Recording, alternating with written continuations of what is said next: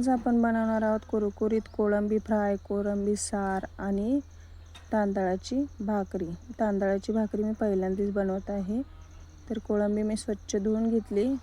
त्यामध्ये थोडी हळद, थोडंसं मीठ आणि अर्धा लिंबाचा रस घालून ते छान मॅरिनेट करून घेतलं आहे. असं मिक्स करायचं आणि नंतर मॅरिनेशनसाठी बाजूला ठेवून द्यायचं. त्यानंतर लाल तिखट, मालवणी मसाला, मच्छी मसाला आणि मीठ हे सगळं लिंबाचा रस घालून एकत्र करून घेतलं आहे. मिक्स केलं छान. आणि आता यामध्ये आपण मॅरिनेट केलेली कोळंबी आपल्याला हवी तेवढी घालून घ्यायची आणि ती देखील छान मिक्स करून घ्यायची आहे. कोळंबी एकदम पूर्ण सगळे मसाले छान सगळ्या कोळंबीला लागले गेले पाहिजे अशी छान घोळवून घ्यायची मसाल्यामध्ये. त्यानंतर मी इथे अर्धी वाटी रवा घेतला आहे, थोडंसं तांदळाचं पीठ घेतलं आहे 2-3 चमचे, चवीनुसार मीठ घालायचं आहे आणि ते छान मिक्स करून घ्यायचं आहे. त्यानंतर आता यात आपण टाकूया मच्छी मसाला, लाल तिखट आणि ते देखील मिक्स करून घेतलं आहे. पॅनवर तेल गरम व्हायला ठेवलं आहे. आता एक एक करून कोळंबी रव्यामध्ये छान गोळवून घ्यायची आणि मग नंतर एक एक करून आपण असे तेलामध्ये शॅलो फ्राय करून घ्यायच्या. एक एक करून आता सगळ्या कोळंबी आपण पॅनवर टाकून देऊया. हे बघा अशा सगळ्या कोळंबी टाकल्या. आता त्याला पलटून घेऊया एक एक करून. आता सगळ्या कोळंबी आपण पलटून घेतल्या.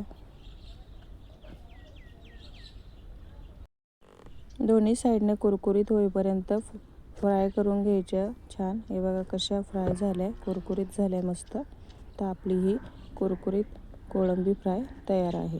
तर नेक्स्ट रेसिपी कोळंबी मालवणी सार बनवते. त्यासाठी ओलं खोबरं, भिजवलेले धने आणि लाल मिरच्या, आलं लसूण आणि कांदा टोमॅटो. आता मी मिरची आणि धने भिजत ठेवले होते थोड्या वेळासाठी. आता एक एक करून आपण सगळं या मिक्सरला बारीक करून घेऊया पाणी न टाकता. आता टोमॅटो वगैरे बारीक झालेले सगळे बारीक. आता आपण यात खोबरं आणि कांदा देखील बारीक करून घेऊया सारासाठी. हे सगळं आता मिक्सरला फिरवून घेतले. बघा असं वाटण झालं आहे तयार. आता लाल तिखट, मालवणी मसाला, मच्छी मसाला, हळद, मीठ हे सगळं आपण एकत्र करून घेऊया. त्यात थोडं लिंबाचा रस टाकून घेऊया. तुम्ही कोकम आगळ टाकलं तरी चालेल. आता इथे सारासाठी आपण हवी तेवढी कोळंबी टाकून घ्यायची आहे. तुम्हाला पाहिजे तेवढी मिक्स करून घेतली आणि जास्तीच्या तेलामध्ये मी इथे थोडी फ्राय करून घेतली आहे दोन्ही साईडनी. हे बघा अशी. आता तेल तापवून घेतलं आहे. त्यात आता लसूण टाकलेला आहे थोडा ठेचलेला आणि आपण जे वाटण केलं होतं सारासाठी ते मी इथे तेलात टाकून दिलं आहे. आता त्यामध्ये सुके मसाले टाकून घेऊया.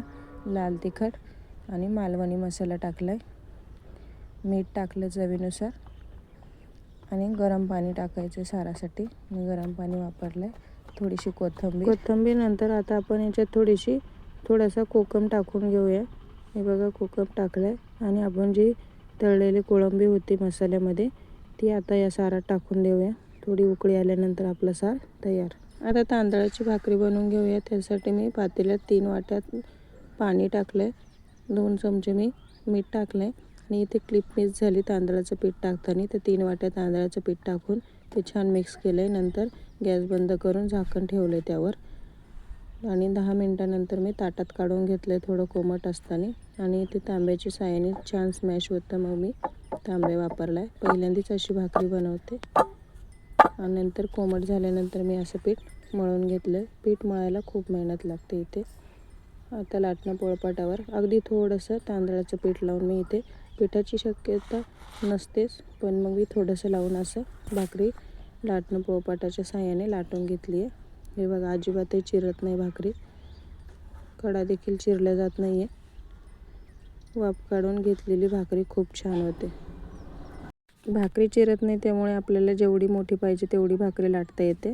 तर तवा गरम झाला आहे त्यावर आता भाकरी छान भाजून घेऊया. हे बघा मी अशी छान दोन्ही साईडने भाकरी भाजून घेतली आहे. कापडाच्या साहाय्याने थोडे दाबून घेतली. भाकरी फुगली पण होती.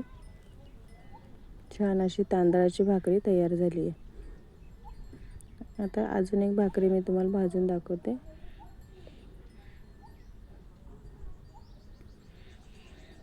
ही भाकरी देखील दोन्ही साईडने भाजून घेऊ. पहिल्याच प्रयत्नात जमली अशी ही छान तांदळाची भाकरी. व्हिडिओ आवडल्यास व्हिडिओला लाईक करा, शेअर करा आणि चॅनलला नवीन असाल तर चॅनलला सबस्क्राईब करा आणि रेसिपी कशी वाटली नक्की सांगा. थँक्यू.